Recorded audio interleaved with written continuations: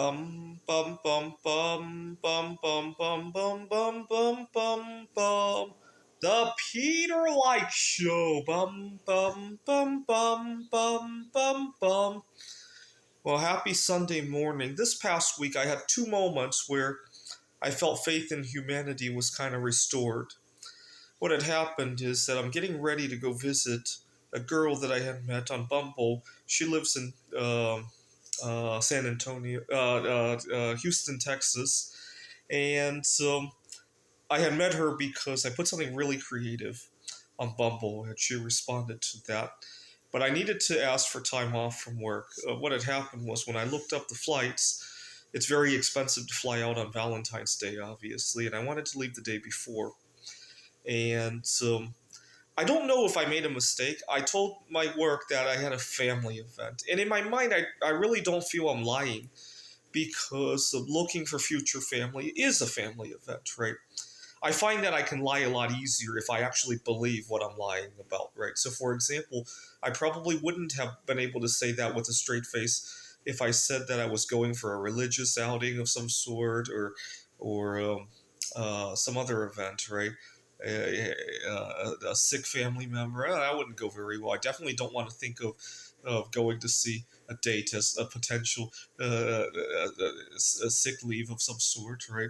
I wouldn't go out so well. But the fact that I said that I had a family event, it jived with what I thought, and it came out very well. I probably could have passed a polygraph exam on that. And I got a lot of support from my colleague who's filling in for me, and he was wishing me well. And to everybody's credit, they did not ask what the event was for, which is good. I was a little bit afraid of that, right? That people would show concern. Family event could imply that a sick family member, it could imply a death in the family. And I didn't want to have to explain any of that. So that was good. And then I so I recently learned that if you stop masturbating, your body's your body gives off a lot more testosterone, and I'm gonna have to think hard. Today, I want to see a girl at church. I'm gonna have to think hard after I see her because I don't have very many things coming up this week. If I want to cheat a little bit, but it's contingent on what happens today, right? If I ask her out on a date and she wants to see me on Tuesday, then I'll have to go at least until Tuesday, right?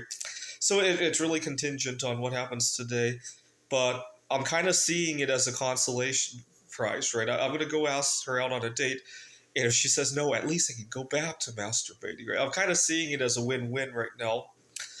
But I was thinking about this, and last week I really struggled. I was making a lot of mistakes at work.